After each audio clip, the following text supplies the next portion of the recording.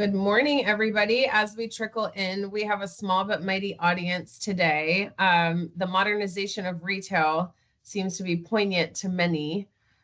So we're excited to have those of you who are joining us today. As with all of our Wonder webinars, we host a topic that comes through polls of interest and or big macro factors that are changing the way that things are getting done, especially in the world of intelligent automation and agentic, with the advent of AI, with the democratization of AI through channels like OpenAI and ChatGPT over the last couple years. We've seen a lot of movement and throughput and continue to want to deliver to our clients, prospects, and friends those stories about how organizations are doing it. So today's discussion is going to be on modernizing retail. As with all of our webinars, we have an introduction session that gives us a little bit of insight into what the market is doing, what the analysts are saying, and what some of your competitors are likely looking to budget for in 2025 and beyond. After that, I am excited to introduce Mike Michaud from the Wonderbots team. Mike has been on both sides of the front as a developer all the way through to a client liaison and now advisor. And he helps clients understand how to translate these conceptual slides and these analyst learnings into tangible and practical outcomes. So we're thrilled to have Mike join us today. And as people continue to trickle in, we'll go ahead and get started. As with all of our webinars, we are also recording these so that we can send them out to those of you who are unable to join and wanted to catch a little glimpse of what was going on. And then we do always socialize the ability to get the deck post-show. And we will go ahead and get started. So when it comes to modernizing retail, there's a lot of different ways that we can go about that. Now, modernization has taken the shape of both outsourcing, it's taken the shape of technology advancements, and it's even been involved in the changing of how organizational structures are maintained. Now, with multinational organizations with complex supply chain outputs to get to the retail stores to see the items on the shelf that we go in looking for as consumers, there's a lot behind the scenes that has to get done, a lot that has to do with data, and a lot that can cost many, many, many millions of dollars if not done the right way. So organizations are clamoring to find how it is that they modernize their back office so that they can then offer items to their constituents, their clients, and ultimately new prospects, either in an in-store or an e-commerce model. This has been one of the ones that's been changing a lot. I think we've seen a lot of disruption. We've seen several different names for the retail apocalypse. And so as organizations continue to try to optimize, stay current with the times, and understand what it is that their clients need, so does the tech, so do the things that they have to adopt as a modern organization. So according to research, we've seen several different changes here. And McKinsey, has always been known as one of the strategic advisors that sort of lays the groundwork for strategy. Organizations trying to come in heavy and hot with what it is that they're going to do to be differentiated, to be the one that is chosen, to be that brand name retailer and or offer the product that you must have. And consumer and retail companies, when they invest heavily in software, they tend to outperform their peers. So if we're talking about something as simple as a commoditized item that you can either buy on Amazon or in the store, what do the retailers have to do to understand that they need to get in front of their consumers? They need to have software that both identifies what the customer interest is and what it is that they have in stock. Shelfware becomes a big cost that retailers really need to navigate and manage so that they can make sure to outperform their peers. Those who put in operating models that imply a digital workforce and a digital outcome are the ones that tend to stay ahead, that tend to have multi-channels like an omni-channel approach, the Amazon shops in-house and online that we are seeing today. And then those retailers that are finding that they have a consumer package that they can offer online as well, like the Sephoras of the world that were always brick and mortar and now have an e-commerce retail presence. So organizations are figuring out what elements they have to add, subtract, and it all starts and stops with software investments. What we're seeing in general when it comes to technology adoption is that there's challenges that retailers must face and they must overcome, and software tends to adjust and assist with several of these elements. When it comes to encouraging customer spend, there are items that are so important for the consumer to be able to look at, right? And so when you encourage customer spend, the data that's important to collect through software channels are things like, what is their demographic data look like? What are the behaviors that they perform? What are the items that they have to understand? Are there macro factors like we mentioned with tariffs changing the way that we're producing the items that come onto the shelf, therefore increasing the cost of goods in the store? Are there items that we have to take into consideration like mass layoffs, the tech sector being under assault, different elements that might change the way that consumers are behaving? Those are all elements that we need to take into consideration. When we look at maintaining a productive and satisfied workforce, it's very difficult to keep retailers on staff.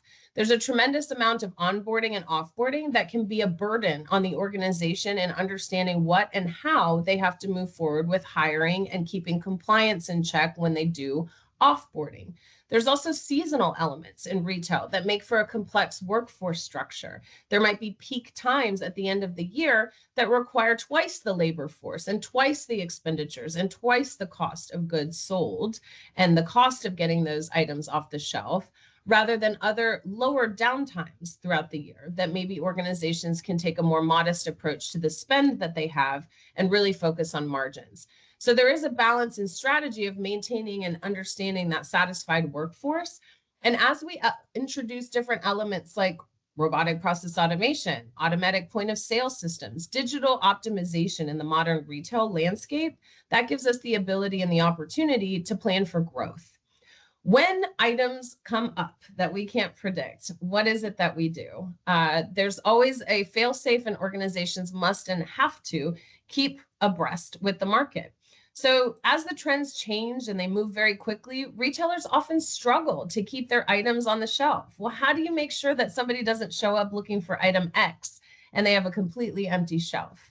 It takes planning, it takes logistics, and it takes understanding where and how the supply chain is going to impact that ultimate shelfware. We also conversely don't want to have too much of an item that's not being sold. And so how do we get the data? Where do we pull the information and insights into what's being purchased, how, when, and why, so that we can get to our organizations for an understanding of how their customers are going to behave and interact? And the last macro retail challenge that we've seen pretty systemically before and through and now, if we use the pandemic as kind of one of those big markers of a macro factor that impacted a lot of how retail looks today, we really need to see that it's customer behavior, their needs, and the items that they're asking for. They're leaving the house less. They're not going to the office. There isn't that billboard that's going to give them that flash that, oh my gosh, I need that cup of coffee from Starbucks today, right? There's not the same advertisements in the way of engaging and promoting to customers that we were able to rely on in years past.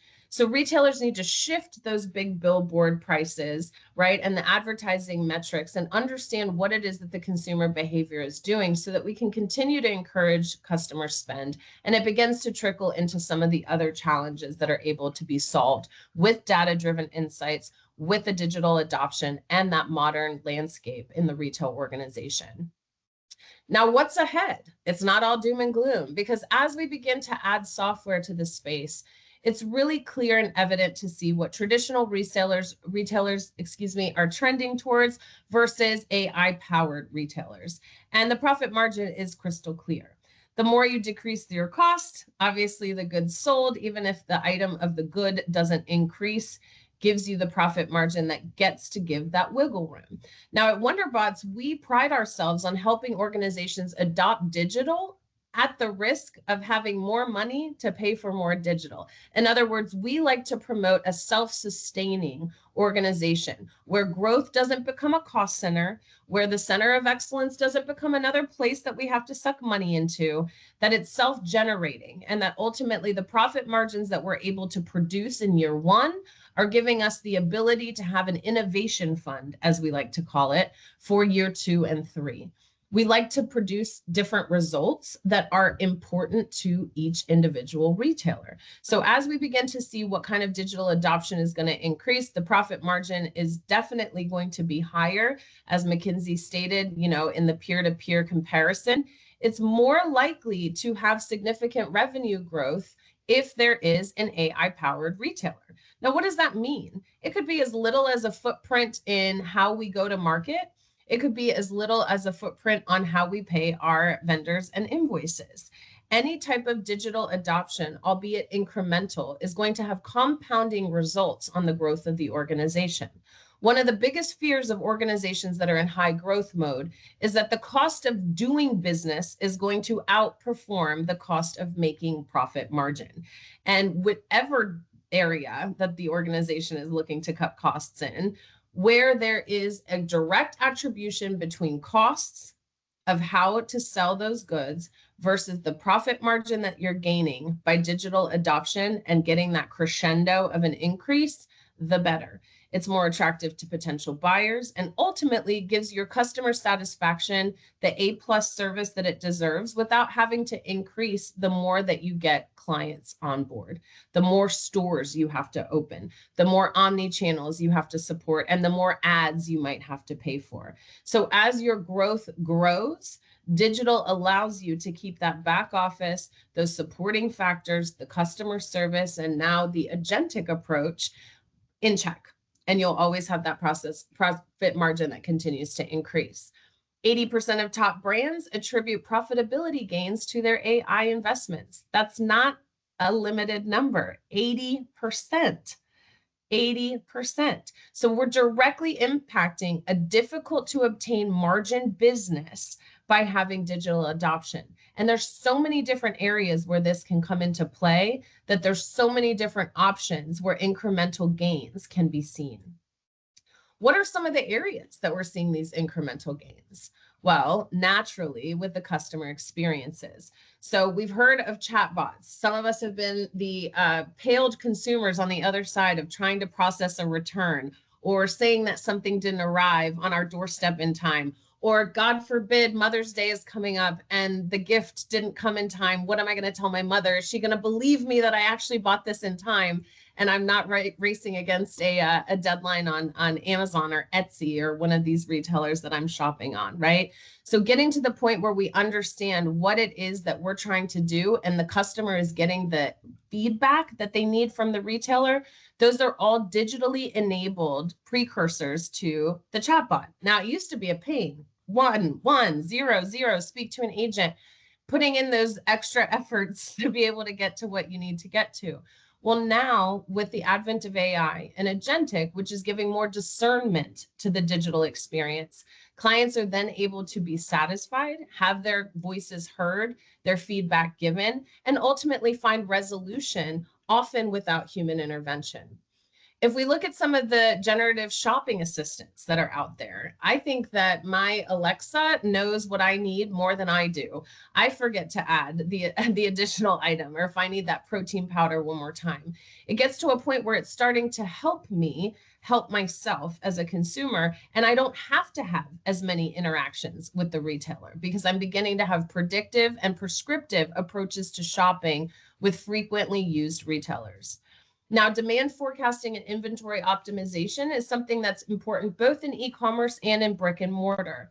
Again, that empty shelf look, not a good one. Merchandising has a bigger job than ever today, making sure that they understand that the demand is not only for the cost of goods sold, but there's an element of fullness. There's an element of demand, literal demand, that's evident by the shelves being stocked.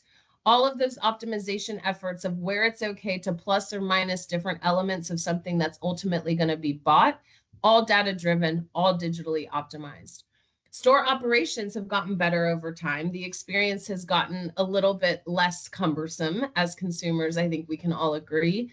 There's point and, tap your card elements. All the point of sale operating systems are finally getting to the point where they're mostly modern. They mostly match what the debit cards of today are doing. And they're often giving us a chance to kind of move forward with things. It is funny, though, as that digitally optimizes, cash is getting less and less okay to give at a store because they often don't have change. And some people that are working behind these registers these days, and I'll date myself, don't even know what a penny and a nickel and a dime is, it feels like. So the change often doesn't come into play, and whatever other currency insert here on having a return. But as the store operations begin to get automated, you start to see that cash in, cash out, and the way that we interact and develop those relationships with clients and customers gives us that digital footprint. We need to know when they shop, how they shop, and what kind of stock we need to put in the stores. So they all trickle into the data that helps augment the different elements that retailers are using AI for. We have fraud detection and risk management. Why not have oversight on that? AI-enabled supply chain gives us the ability to understand what happens before it hits the shelf, right? And some retailers are intimately involved on the CPG side all the way through to the manufacturing of goods. So if that's the case, they need to understand what kind of impact, what kind of risks might take place on the quest of filling those shelves, of getting those items in that the consumers are asking for. We've had several organizations also take advantage of digital BPO. So what is that? Instead of offshoring a team of accountants or customer service people, or a shared service center within a retailer that might have multiple locations, it's having an outsourced approach to digital BPO. It's sending your work to the cloud. It's making sure that the inventory management and the accounting and the finance and the strategy is done in the cloud and performed and given with details by robots for the humans to interpret. So what that allows us to do is have real-time data, an understanding of the health of the organization, and the understanding of what needs to happen to move forward and to continue to make sure that those costs are being cut to increase that profit margin over time. And last but not least, there's been a huge quest, both politically, legally, and some of the mandates that we've seen in several different countries about ESG and sustainability. There are mandates that require this type of accounting to be understood, carbon footprint, whether it's brick and mortar, whether it is the retail store or the way that the retail store gets its goods, right? Every element of how these processes work can ultimately impact what the carbon footprint is of the overall cost of goods sold. And now with needing that really, really intricate data, it's more and more evident that digital can do that a lot faster than humans combing through a stack of Excel spreadsheets. So what are we trying to see, right? We want to see that these things are helpful, that they're effective, that they're cutting edge, that they're predictive, that the customer is able to see the efficacy of AI-enabled experiences. And I think we see that across the board. If you look at some of the areas for negative attribution from customer experience today, you can see that it includes the non-transparent, impersonal, those kind of elements and those kind of adjectives to describe it, or lack of understanding what it is, right? And perhaps even invasive, right? That snaggy little over and over and over again, trying to, reach out to me to get something done, and maybe that auto prompt isn't giving me what I need to get. What I can say about what we're seeing in the landscape of technology today is that these non-transparent, they're going away. It's more transparent than ever because AI is giving us breadcrumbs of what it's doing, what it's deciding, and how it's making outcome-based decisions. The impersonal nature of it, a robot's never going to be a human. It's never going to have the inflection of tone, voice, and ultimate, excitement about what it is that you want to buy today at my retail store. But the impersonal is starting to go away because data infuses the understanding. In fact, I'd argue that some of the salespeople that I've trained along my career are more impersonal than some of the data inputs that I can give to my robots, because I can tell the robot when the next of kin, baby is born, birthdays, anniversaries, different items that could potentially give it a full-blown view of what that customer looks like so that we can have the idea and the numbers and the information and insights to say happy birthday, happy anniversary.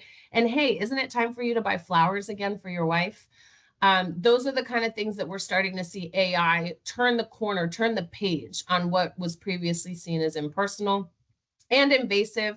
That is a learning curve. Take it from a marketer in A/B testing. We often have to see what's too much, what's not enough, to spread that awareness. And I think in general, customer experience and how we interact with our customers, that's going to be a great evolution as we begin to see the changes in how AI is interacting with our customers in the future.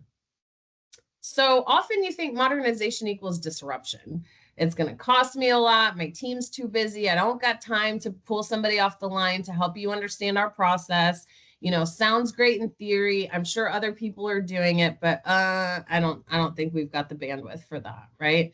here's some strategies that we've seen clients take small bite sizes out of AI to prove out that this is something worth scaling. And what we can see there is cloud scaling. So often retailers are still working on antiquated POS systems. Maybe they still have, a data center that's in the mainframe. Often they're having co-location centers and don't have their own infrastructure, their own instance. Often we're seeing that that's the best place to start.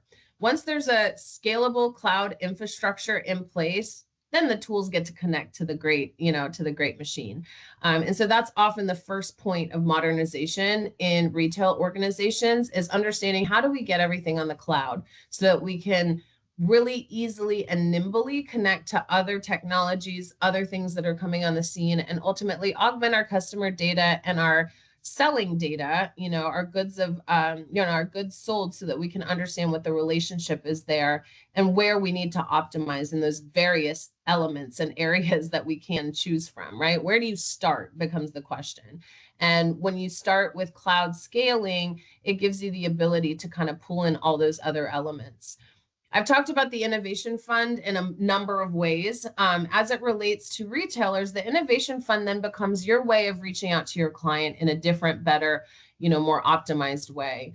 And the innovation fund is ultimately the gains that you get from investing in digital. So what you're able to save at first, instead of it being net new operating capital you have to come up with, or a budget that you have to reallocate from another cost center, you're creating your own innovation fund by adopting digital. And we help our clients understand what the return is and what the ultimate perceived outcomes can be, so that we can continue fueling that innovation fund with more technology and more optimization. And sometimes it's just process improvement lever. Sometimes it's a little bit of technology and a whole lot of process improvement.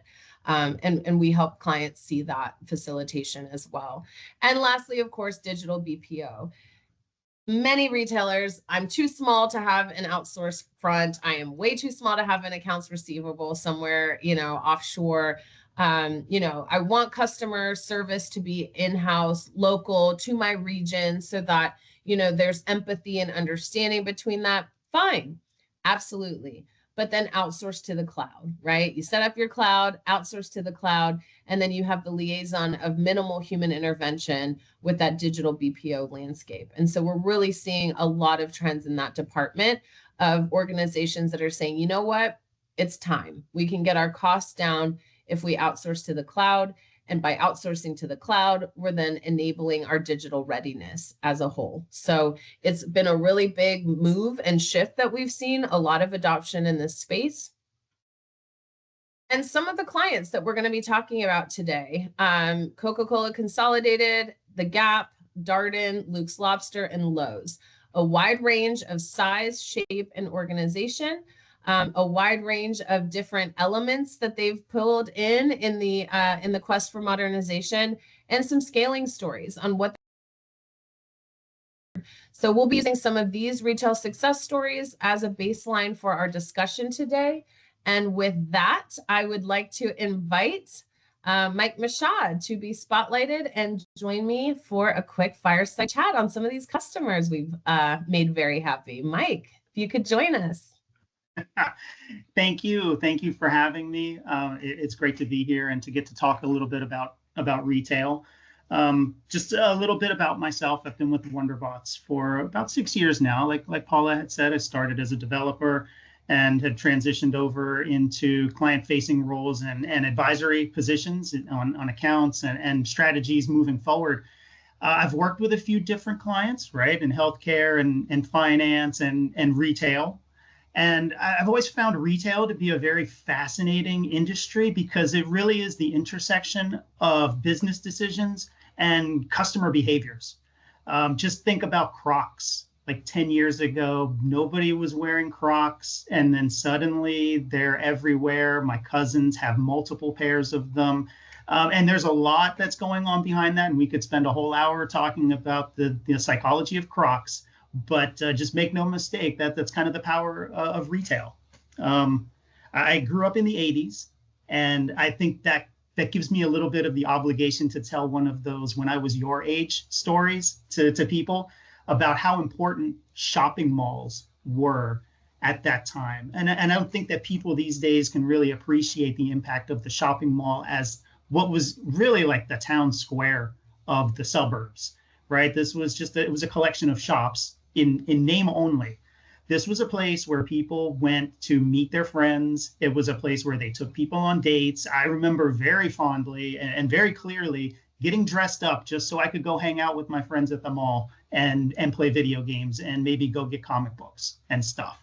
And there were concerts at the shopping mall. You got pop stars, like if you could imagine Taylor Swift having a concert at your local mall. This was the attitude of 80s shopping, at least in the United States, and it's changed quite a bit, right? We can talk for days about the decline of shopping malls and the retail experience, I guess, but for brick and mortars at least, part of that I think is due to the inability to quickly modernize retail experience. So I think we'll talk about quite a few things on this call, but I think if we leave with just two takeaways that I would like for you to have, it would be one, that modernization in retail is incremental. It does not have to be a big bang. It does not have to be all at once. And two is that modernization is really not just about the technology. It's about the people and the process. So if nothing else, I'd like for the audience to kind of walk away with those two very important points. No, I think that's spot on. And Mike, thank you so much for for joining us, because I think often we come from a lens in these talks of the business leader who absorbed it, right? And who took on the modernization, who implemented the AI technology and is reaping benefits from it, and or the developer side who is, kind of crafting it, doing it, making it happen and putting it into production. And some of our clients fit both molds of that element. But I think it's important to have your perspective, because it's not just what the client is asking for. It's our way of getting to what their outcome is with the path of least resistance. And like you said, factoring in the culture that is already there, because the people coming on board is half the battle, right? So tell me a little bit about some of the adoption that you've seen, maybe a client that was resistant, or maybe kind of thinking through something in a certain way, and we kind of walked them through and helped them see a different path forward. Sure, that's a great question. So with some of our retail clients, especially ones that have been around the block and they've been established for many, many years, and they have ways of doing business, they have legacy systems that are just entrenched in the day-to-day work experience that they have. So I think one of the things that comes up is that they don't really understand how much these systems end up holding them back. So case in point, let's say that you are in retail finance and you work in AP and your system slow, it's outdated, it craps out every once in a while. It just makes you very frustrated.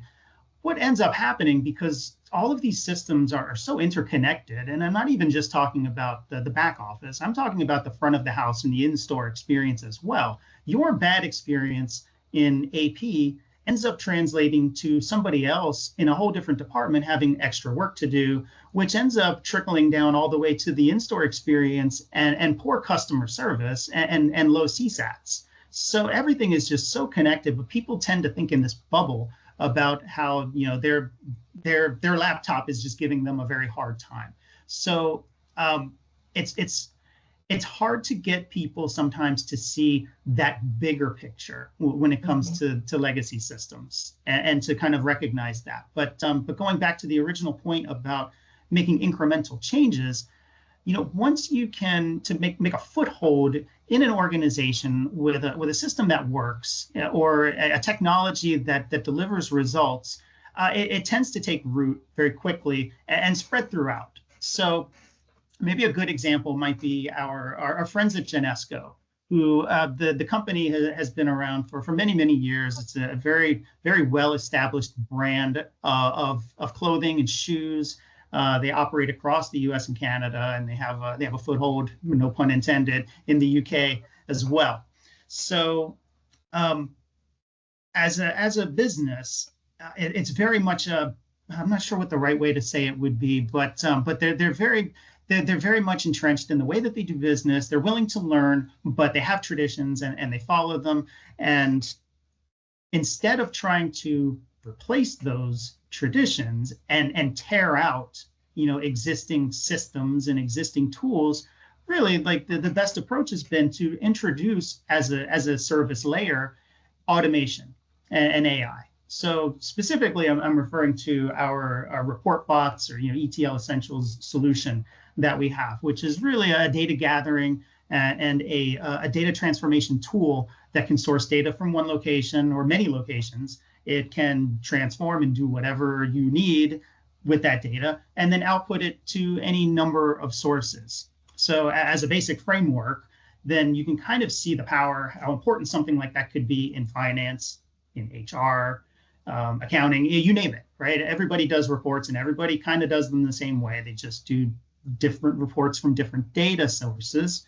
So introducing that has really been a game changer for them specifically. We're talking about thousands of hours returned to many different teams who can then take that time back and do something more constructive and more creative with that, whether it's analytics, whether it's just coming up with the next big ideas that drive the company forward. So I think that's been a strong suit. And I flag Genesco specifically, but we have other clients that have had that same success with that and other solutions that we offer, just being the jumping point, the jump off point for them to take their modernization journey to the next level.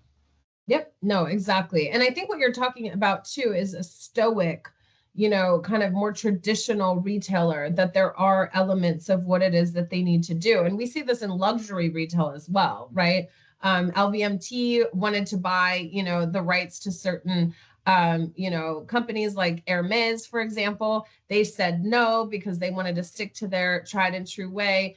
And they were going to come up with a Birkin bag. And now that is the biggest status symbol for women's handbags, retailing at about 50,000, a pop, for them to be able to stick to what their plan was and what their culture is. And so there is an element of that I think unique to retailers. There's an element of, this is our identity. This is why we created this product and or brand and or, area for all these products and brands to live.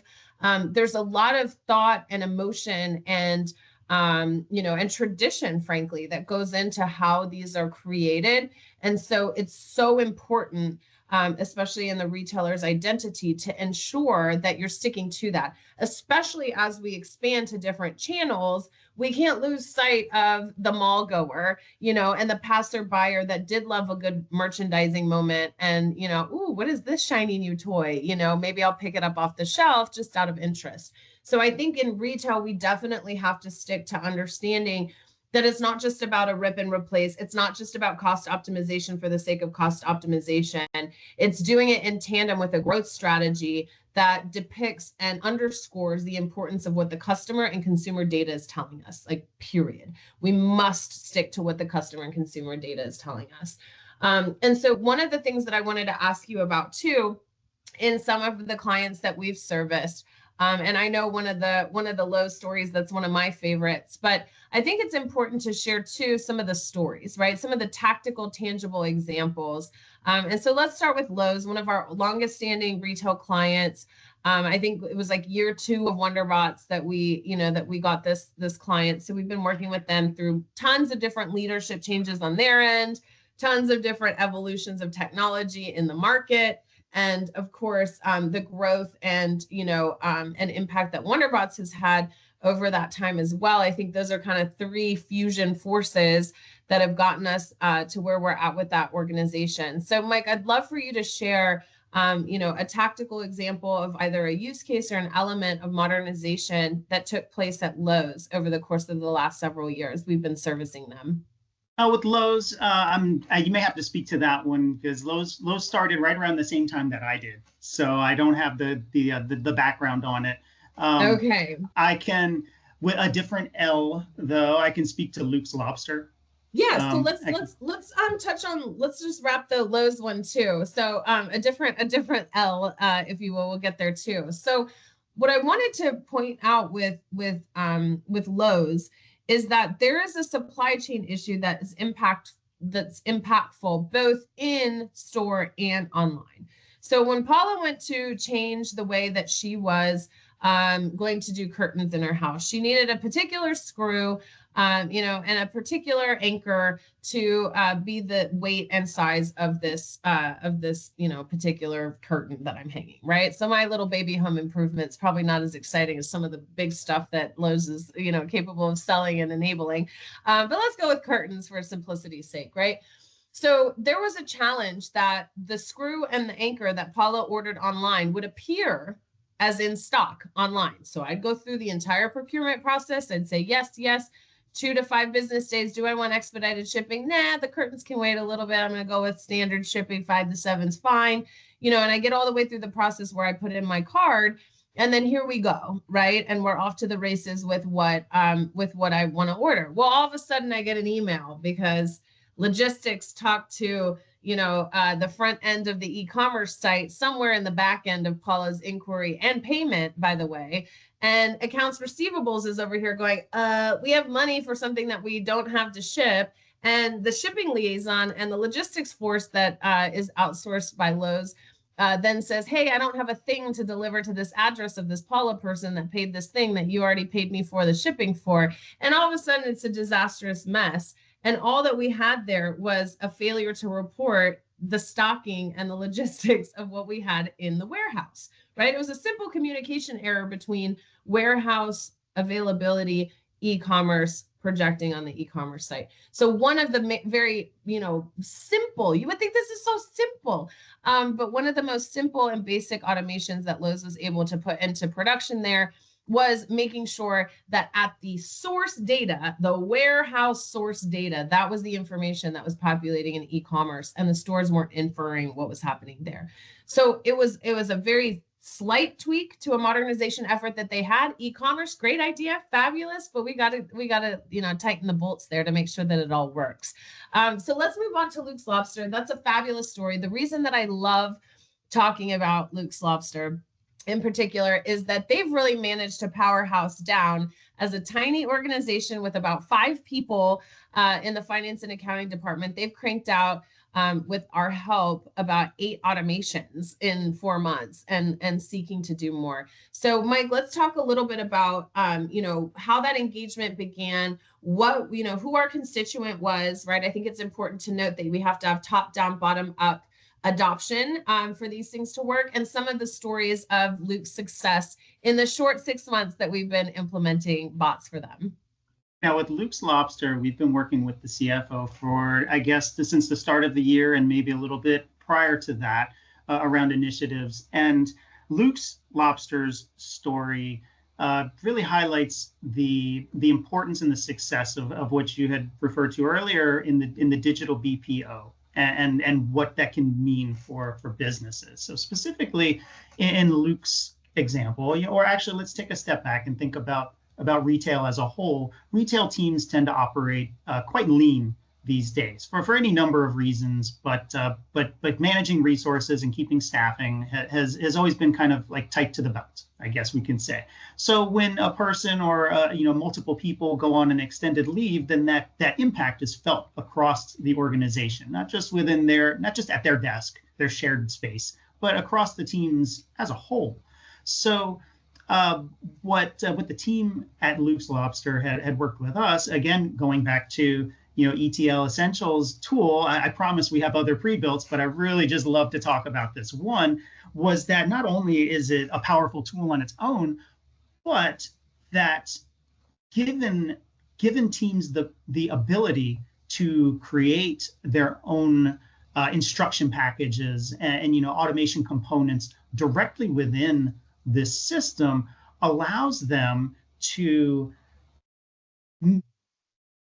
migrate tasks like doing credit card reconciliations, or making sure that your DoorDash orders match your DoorDash revenue, and to just migrate those things onto a platform, a digital worker that can do it for you, and really help to mitigate any of the impacts that come from somebody taking a planned leave, or some, a group of people being out unexpectedly. It just takes that workload off of everybody's plate and allows business to continue as usual. I think in the short but very powerful time that we've worked with Luke's Lobster, we've had that opportunity to automate a lot of those workflows, and looking forward to automating more of them. It's really just about not just helping one or two people in the finance team who directly benefit from it, but we get back to that idea of how all of these systems are connected. Everybody wins in this case. Yes, and ultimately the clients and those constituents that love lobster, because we get lobster to our grocery stores, we get lobster to our catering elements, because they've done such a great job of getting their transactions under control. Their folks can then shift to more strategic priorities, making sure that even the supply chain, which is another element of Luke's Lobster's business, we see the little brick and mortar stores, but the whole, fish boat captain moment that happens with lobster, lobster gathering, is taking place as well, and is part of the bottom line of how much we pay for these lobster rolls when we are, walking up to a Luke's Lobster shack. So I think that's so crucial to understand. So let's stick to food, right? Retailers, we all love food. So Darden's been a longstanding client. They started with some elements of modernization back, I think, in 2018, 2019 was when they came on board.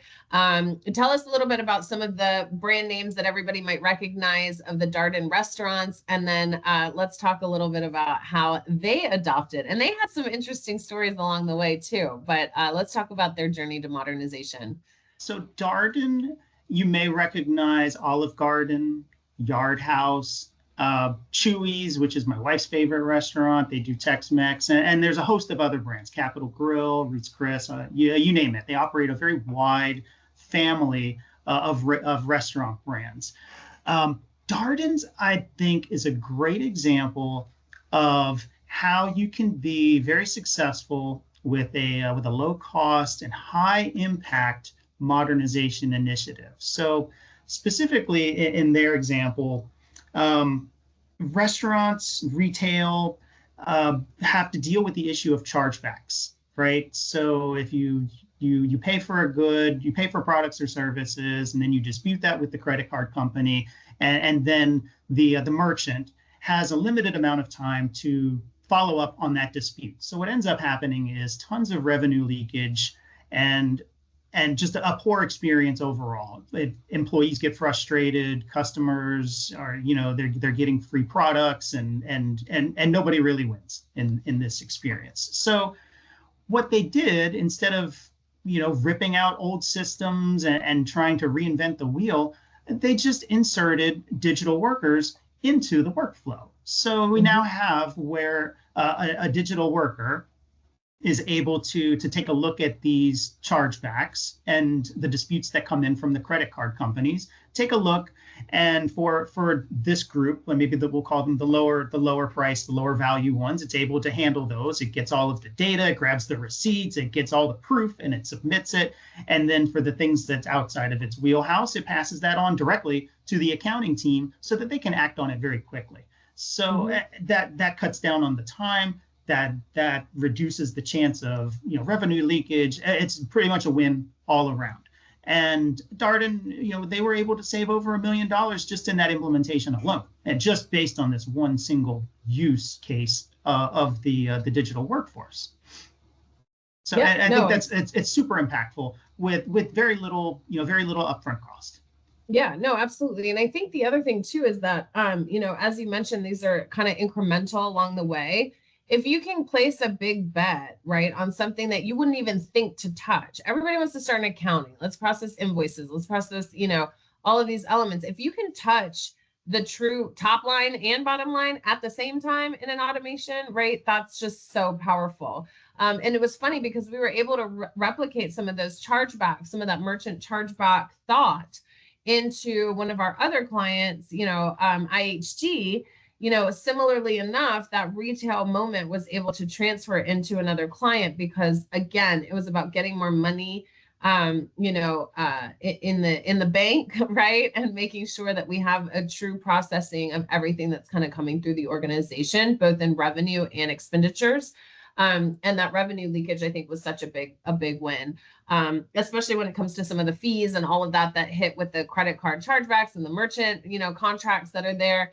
In today's age, I think we have an even more simplified solution to that, where we're actually able to just extract from the contracts what it is that's taking place, and ensuring that that's getting taken care of all the way through. So Mike, some of the questions that came up along the way were from people that had registered for our webinar as well. And so I want to make sure to ask, in the interest of time, we're about 10 minutes till the top of the hour, of some of the places that businesses, have been asking for some of our advice on. And I think this is a great one. So how should businesses understand or approach their decision to transition to cloud? What is involved in that kind of first milestone for modernization, as we kind of cast it? And like, what kind of things should retailers or, clients think about when they're thinking of something like this to get started? What are some of the considerations? What if some of our clients had to pull together either in resources, approval? Tell us a little bit about what that journey looks like at the beginning. So moving to the cloud, as much as it is a technology-based decision, it's really more of a business strategy, and I think that helps people to kind of determine the best approach for what they're going to do. And we can talk in a minute about moving fully to the cloud versus a hybrid model of where you have some things on the cloud and some things are not. But make no mistake, either way, moving to the cloud, it really fundamentally changes and reshapes how retailers compete and how they grow and how they deliver on these customer experiences. So I think when we're talking about whether they want to move all in or partly, I'd say there's probably three areas where you really need to focus. The first being what are your business goals, right? So are your systems, these legacy systems, are they mission critical, and are they even something that you can migrate to the cloud? Mm-hmm. That would be one, right? Two, looking at your risk tolerance. So moving beyond the systems themselves, how about the data that you have? Mm-hmm. Is your data something that you want to have on the cloud? And we can talk about the security of the cloud and how secure systems are, but yep. Some teams and some IT teams don't have that appetite for that risk, and that's fine, right? And then I think the third thing is probably the operational costs. So everybody mm-hmm. says about moving to the cloud being the most cost-effective move, over the long term, but in some cases there are some upfront costs that you have to incur. So you have to kind of weigh those three points against the decision that you're about to make, right? And all three of them are mostly business-driven decisions. Yep. I think talking about cloud, though, from a retailer's perspective, and the benefits that you get from being on the cloud, though, they really outweigh a lot of that risk. So I think retail is one of those industries where the margins are very small and the room for error is very, very slim. So one thing that a lot of retailers like to do is nothing at all. They don't do anything. They don't take on any kind of AI modernization, RPA, any of those techniques, and they just kind of sit and kind of let things be as they are. Mm-hmm. And I think that's a lot more risky and a lot more expensive than anything that you're going to spend on upgrading systems or training your staff. You gotta move. Everybody has to be walking. You don't have to be walking in the same direction, but you better be moving. Yes. No, and you don't have to be walking at the same pace, but you should be on the same path, right? No, and I totally agree with that.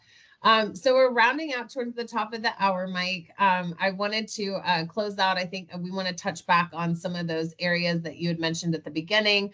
One, that it's incremental. I think that's a spot on way to say it, that there are, because there's incremental gains, on the margin side of things, it's important to kind of think through that. And then the other thing that I think you just touched on that's so important too, which I often share in several of these modernization talks or anytime I'm on stage for anything about intelligent automation or digital transformation, is that you must move on. You must take action. Otherwise you will cease to exist. And it is that dramatic. It is, organizations no longer exist because they simply cannot keep up with the crunching demands of what organizations that have added a modern element. So the cost of doing business is, do I truck along, or do I take a little bit of a hit or a little bit of a think through? And there's even ways to strategically place that with your lenders, with your investors, with your, everybody, for the ultimate gain of either A, sticking around by diversifying your client portfolio with products, goods, strategies, and or thinking through what it is that it's going to take for you to knock out the competition in the future. And you had one more point at the beginning, so let's reiterate that for the audience, Mike, and close out today. So any last thoughts?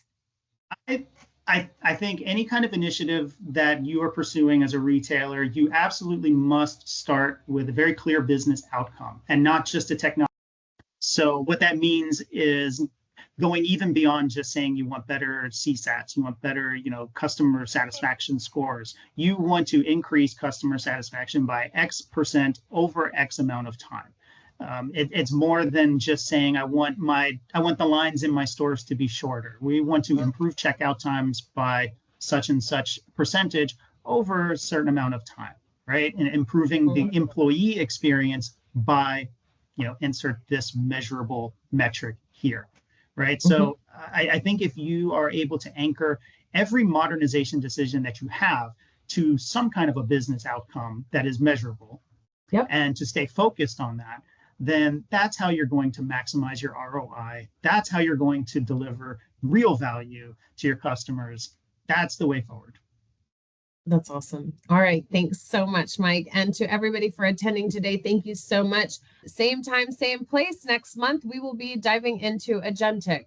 Not another Agentic meeting, not another Agentic webinar. Yes, one more Agentic webinar where we're going to debunk the myths and highlight the facts for you guys about how folks are infusing Agentic into their automation programs and into their workforce. We are finally there where it's an intelligent automation workforce that's working hand in hand with our humans. So thanks for everyone who stayed tuned, and we appreciate your time and attention. Thanks, Mike.